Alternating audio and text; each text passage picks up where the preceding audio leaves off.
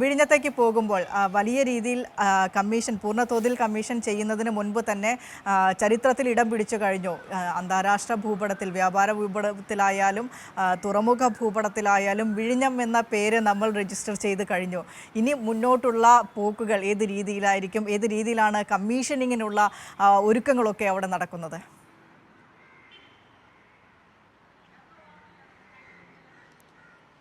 തീർച്ചയായും വിനിഷ സൂചിപ്പിച്ചതുപോലെ തന്നെയാണ് കമ്മീഷനിങ്ങിലേക്ക് ഇപ്പോൾ എത്തുന്നു എങ്കിൽ പോലും കമ്മീഷനിങ്ങിന് മുമ്പ് തന്നെ വിഴിഞ്ഞം ഇതിനകം അന്താരാഷ്ട്ര തലത്തിൽ വലിയ തോതിൽ ശ്രദ്ധ പിടിച്ചുപറ്റി കഴിഞ്ഞിട്ടുണ്ട് എന്നുള്ളതിൽ ഒരു തരത്തിലുള്ള സംശയവുമില്ല. ഏറ്റവും പ്രധാനപ്പെട്ട കാര്യം കഴിഞ്ഞ വർഷം 2024 ഡിസംബർ 3 വാണിജ്യ അടിസ്ഥാനത്തിലുള്ള പ്രവർത്തനം വിഴിഞ്ഞം തുറമുഖം ആരംഭിച്ചു കഴിഞ്ഞിട്ടുണ്ട് എന്നുള്ളതാണ്. ആ രീതിയിൽ വലിയ കപ്പലുകളാണ് ഇവിടേക്ക് എത്തിച്ചേരുന്നത്. അതായത് MSCയുടെ ലോകത്തിലെ തന്നെ ഏറ്റവും വലിയ ചരക്ക് കപ്പലുകളാണ് ഇവിടേക്ക് എത്തിച്ചേർന്ന് കണ്ടെയ്നറുകൾ ഇറക്കുകയും കയറ്റുകയും ഒക്കെ ചെയ്ത് ഇവിടെ നിന്നും മടങ്ങിക്കൊണ്ടിരിക്കുന്നത്. അതിൽ ഓരോ മാസത്തിലുമായി അത്തരത്തിൽ വലിയ പടുകൂറ്റൻ ചരക്ക് കപ്പലുകൾ ഇങ്ങോട്ടേക്ക് എത്തുന്നു. അത്തരത്തിലുള്ള മദർഷിപ്പുകൾക്ക് സുഗമമായ രീതിയിൽ ഇവിടെ ബർത്ത് ചെയ്യാൻ സാധിക്കുന്നു എന്നുള്ളത് തന്നെയാണ് വിഴിഞ്ഞം അന്താരാഷ്ട്ര തുറമുഖത്തിൻ്റെ ശ്രദ്ധ.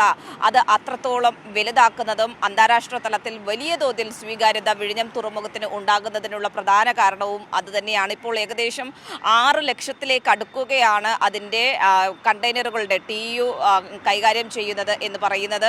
അതിനൊപ്പം തന്നെ കപ്പലുകളുടെ എണ്ണം അത്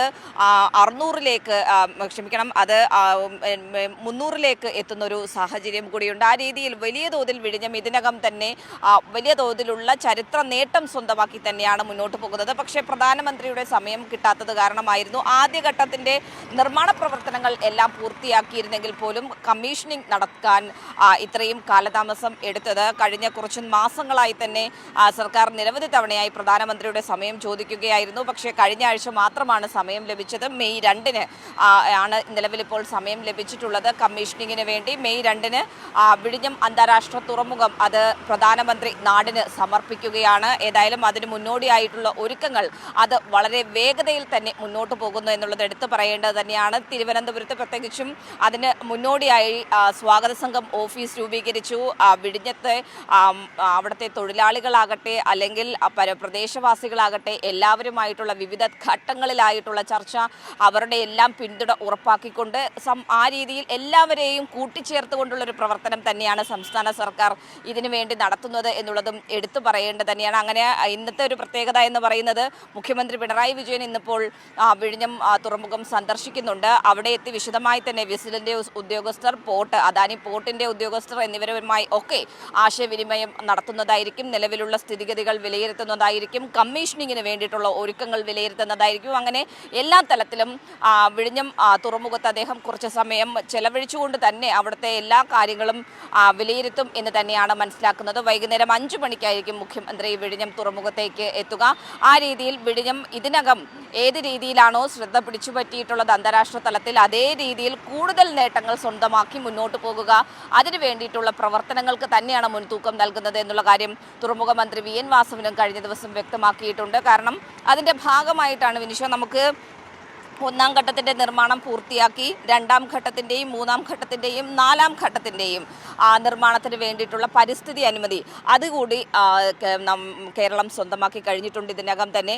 ആ രീതിയിൽ പരിസ്ഥിതി അനുമതി കൂടി ലഭിച്ചൊരു സാഹചര്യത്തിൽ അത്തരത്തിലുള്ള പ്രവർത്തനങ്ങളിലേക്ക് കൂടി കടക്കാൻ സംസ്ഥാന സർക്കാരിന് സാധിക്കുന്നു എന്നുള്ളതും വലിയ നേട്ടം തന്നെയാണ്. അതിനോട് അനുബന്ധിച്ചുള്ള വികസന പ്രവർത്തനങ്ങൾ, റിംഗ് റോഡിൻ്റെ അടക്കമുള്ള വികസന പ്രവർത്തനങ്ങൾ വേഗത്തിൽ പൂർത്തിയാക്കുന്നതിന് വേണ്ടിയിട്ടുള്ള നടപടികൾ അതും സംസ്ഥാന സർക്കാർ സ്വീകരിച്ചു വരികയാണ്. അങ്ങനെ ആകെ മൊത്തത്തിൽ ഈ വിഴിഞ്ഞം തുറമുഖം അതിൻ്റെ കമ്മീഷനിങ് കൂടി കഴിയുമ്പോൾ ഇപ്പോൾ ഏത് തരത്തിലുള്ള നേട്ടമൊക്കെയാണോ സ്വന്തമാക്കിയിട്ടുള്ളത് ആ നേട്ടങ്ങൾ വീണ്ടും ഇരട്ടിയാകും എന്നുള്ളതിൽ ഒരു തരത്തിലുള്ള സംശയവുമില്ല വിനിഷ.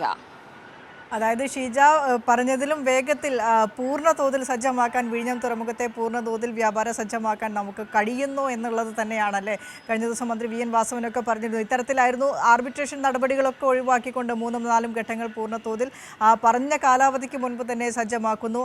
VGF-ലായിരുന്നു വലിയ രീതിയിലുള്ള പ്രശ്നങ്ങൾ വന്നിരുന്നത്.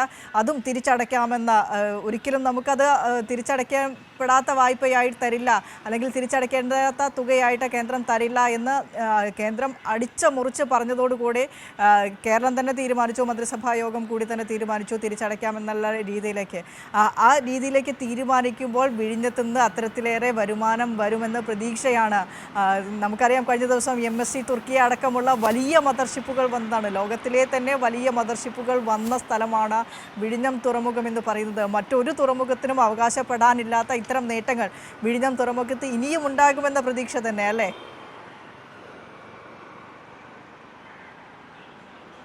തീർച്ചയായും വിനിഷ, അതിൽ ഒരു തരത്തിലുള്ള തർക്കവുമില്ല. കാരണം ഈ വിഴിഞ്ഞം അന്താരാഷ്ട്ര തുറമുഖവുമായി ബന്ധപ്പെട്ട് പറയുമ്പോൾ കേന്ദ്രത്തിൻ്റെ ഭാഗത്ത് നിന്ന് ഉണ്ടായിട്ടുള്ള സമീപനം അത് എടുത്തു പറയേണ്ട ഒന്ന് തന്നെയാണ്. കാരണം പല തോതിൽ കേന്ദ്രം സംസ്ഥാനത്തെ ബുദ്ധിമുട്ടിലാഴ്ത്തുന്ന നടപടികളാണ് ആ തുറമുഖവുമായി ബന്ധപ്പെട്ട് സ്വീകരിച്ചിട്ടുള്ളത്. അതിൽ ഏറ്റവും പ്രധാനപ്പെട്ട കാര്യം, ഈ തുറമുഖം യാഥാർത്ഥ്യമാകുന്നതിലൂടെ വലിയ നേട്ടം സ്വന്തമാക്കാൻ പോകുന്നത് കേന്ദ്രമാണ്. എന്നിട്ട് പോലുമാണ് കേന്ദ്രം ഇത്തരത്തിലുള്ള സമീപനം സ്വീകരിച്ചത് എന്നുള്ള കാര്യമാണ്.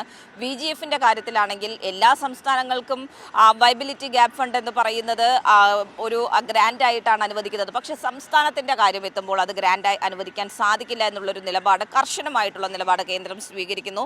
പലതലത്തിൽ സംസ്ഥാന സർക്കാർ, മുഖ്യമന്ത്രിയാകട്ടെ വകുപ്പ് മന്ത്രിയാകട്ടെ എല്ലാവരും വലിയ തോതിലുള്ള സമ്മർദ്ദം കേന്ദ്രത്തിൽ ചെലുത്തുന്നു. പ്രധാനമന്ത്രിയെ കാണുന്നു, വകുപ്പ് മന്ത്രിയെ കാണുന്നു, നിവേദനം നൽകുന്നു. ഇതിലൊന്നും ഒരു തരത്തിലുള്ള തീരുമാനവും ഉണ്ടാകാതെ ഇത് വായ്പയായി മാത്രമേ അനുവദിക്കാൻ സാധിക്കൂ എന്നുള്ളൊരു നിലപാടിലേക്ക് കേന്ദ്രം ഉറച്ചു നിൽക്കുന്നു. അതേ തുടർന്നാണ് സംസ്ഥാനം ഏതായാലും ഇനിയിപ്പോൾ വായ്പയെങ്കിൽ വായ്പ ആ രീതിയിൽ എടുത്തു തന്നെ മുന്നോട്ട് പോകുക എന്നുള്ളൊരു തീരുമാനത്തിലേക്ക് എത്തുന്നതും വായ്പയായി സ്വീകരിക്കാൻ തീരുമാനിച്ചതും. നമുക്കറിയാം അതിന് മുന്നോടിയായിട്ടുള്ള കരാറടക്കം ഒപ്പുവെക്കുന്നതൊക്കെ നമ്മൾ കണ്ടതാണ്. ആ രീതിയിൽ അത്തരത്തിൽ ഏതൊക്കെ തരത്തിൽ സമ്മർദ്ദം ചെലുത്താൻ തീരുമാനിച്ചാലും സമ്മർദ്ദം ചെലുത്തിയാലും പക്ഷേ വിഴിഞ്ഞത്തിൻ്റെ കാര്യത്തിൽ ഒരു വിട്ടുവീഴ്ചയ്ക്കും സംസ്ഥാന സർക്കാർ തയ്യാറല്ല എന്നുള്ള കാര്യം മുഖ്യമന്ത്രി തന്നെ വ്യക്തമാക്കിയിട്ടുണ്ട്. വകുപ്പ് മന്ത്രി VN വാസവനും അക്കാര്യം തന്നെയാണ് സൂചിപ്പിച്ചത്. ഇനിയിപ്പോൾ സംസ്ഥാനത്തെ ഏത് രീതിയിൽ സമ്മർദ്ദത്തിലാഴ്ത്തിയാലും വിഴിഞ്ഞത്തിൻ്റെ കാര്യത്തിൽ സർക്കാർ തീരുമാനിച്ചിട്ടുണ്ട്. അത് നേരത്തെ നിശ്ചയിച്ചിരുന്ന കാലയളവിൽ നിന്ന് വ്യത്യസ്തമായ രീതിയിൽ 2034 എന്നതിൽ നിന്ന് 2028 വിഴിഞ്ഞം പൂർണ്ണതോതിൽ പ്രവർത്തനം സജ്ജമാക്കാനുള്ളൊരു തീരുമാനം അത് LDF സർക്കാരിൻ്റെ വലിയൊരു നേട്ടം തന്നെയാണ് എന്നുള്ളത് എടുത്തു പറയേണ്ടതാണ്. അപ്പോൾ അത് മുന്നിൽ കണ്ടുള്ള രീതിയിലുള്ള പ്രവർത്തനം അത് സംസ്ഥാന സർക്കാർ കൃത്യമായ രീതിയിൽ തന്നെ അതിനൊരു പ്ലാനിംഗ് ഉണ്ടാക്കിയിട്ടുണ്ട്. അതിന് പ്രകാരം മുന്നോട്ട് പോകുമെന്നുള്ളത് വ്യക്തമാക്കിയിട്ടുണ്ട്. അതുകൊണ്ട് ഏത് തരത്തിലുള്ള സമ്മർദ്ദങ്ങൾ ഉണ്ടായാലും അതിനെല്ലാം അതിജീവിച്ച് മുന്നോട്ട് പോകുന്നതിന് വേണ്ടിയിട്ടുള്ള മുന്നൊരുക്കം അത് സംസ്ഥാന സർക്കാർ വിഴിഞ്ഞത്തിൻ്റെ കാര്യത്തിൽ നടത്തിയിട്ടുണ്ട് എന്നുള്ളതിൽ ഒരു തരത്തിലുള്ള തർക്കവുമില്ല. വിനിഷ, ഷീജ, ഒരൊറ്റ കാര്യം കൂടി ചോദിച്ച് ഞാൻ അവസാനിപ്പിക്കാം. വിഴിഞ്ഞത്ത് യുവാക്കൾക്കുള്ള ജോലി സാധ്യതയെക്കുറിച്ച് പറയൂ എന്ന നമ്മളുടെ യൂട്യൂബ് കമൻറ്റ് ബോക്സിൽ നിസിൻ എന്ന പ്രേക്ഷകൻ ചോദിക്കുന്നുണ്ട്. സ്വാഭാവികമായിട്ടും ഏത് സംരംഭം വരുമ്പോഴും സാധ്യത യുവാക്കൾക്ക് മാത്രമല്ല, ജോലി സാധ്യത, മാർക്കറ്റിംഗ് സാധ്യത, അതുമൂലം ഒരു വിഭാഗം ആളുകളിലേക്ക് ആ സംരംഭം എത്തുകയാണ്. ഒരു പദ്ധതിയുടെ പ്രയോജനം ലഭിക്കുക എന്ന് പറയുന്നത് ആ രീതിയിലാണ്. അതിൻ്റെ ഉപഭോക്താക്കൾക്ക് മാത്രമല്ല, അതിലൂടെ സാമ്പത്തിക ക്രയവിക്രയങ്ങൾ നടക്കുമ്പോൾ നമ്മുടെ സാധാരണക്കാരായ മനുഷ്യന്മാരുടെ ജീവിതത്തിലേക്ക് വരെ എത്തുന്നു. അതായത് അവിടെ ജോലിയുള്ള ഒരാൾ അവിടെ നിന്ന് കിട്ടിയ പണം കൊണ്ട് മീൻ മാർക്കറ്റിലെത്തി മീൻ വാങ്ങുമ്പോൾ അത് ആ മത്സ്യത്തൊഴിലാളികൾക്ക് കൂടി പ്രയോജനം പറ്റുന്ന രീതിയിലേക്ക് ആ പദ്ധതി അതിൻ്റെ ഭാഗമാവുകയാണ്. അപ്പോൾ ആ രീതിയിൽ വിഴിഞ്ഞം തുറമുഖത്തെ ജോലി സാധ്യതയെക്കുറിച്ച് അന്വേഷിക്കുന്നുണ്ട് നമ്മുടെ പ്രേക്ഷകർ.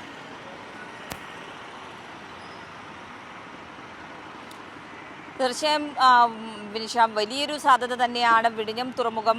യുവാക്കൾക്ക് മാത്രമല്ല, ഈ നമ്മുടെ സമൂഹത്തിലെ മിക്ക വിഭാഗങ്ങളിൽപ്പെട്ടവർക്കും വലിയ ഒരു അവസരം തന്നെയാണ് മുന്നോട്ട് വയ്ക്കുന്നത് എന്നുള്ളതിൽ ഒരു തരത്തിലുള്ള തർക്കവുമില്ല. കാരണം വിഴിഞ്ഞവുമായി ബന്ധപ്പെട്ടുകൊണ്ട് നിരവധി തലങ്ങളിലായിട്ടുള്ള അവസരങ്ങളാണ് നിലനിൽക്കുന്നത്. അതിനോട് അനുബന്ധിച്ച് ഈ പറയുന്നത് പോലെ തന്നെ അവിടുത്തെ പ്രദേശവാസികൾക്ക് കൃത്യമായിട്ടൊരു പരിഗണന നൽകും എന്നുള്ളത് ഉറപ്പാക്കിയിട്ടുണ്ട് സംസ്ഥാന സർക്കാർ.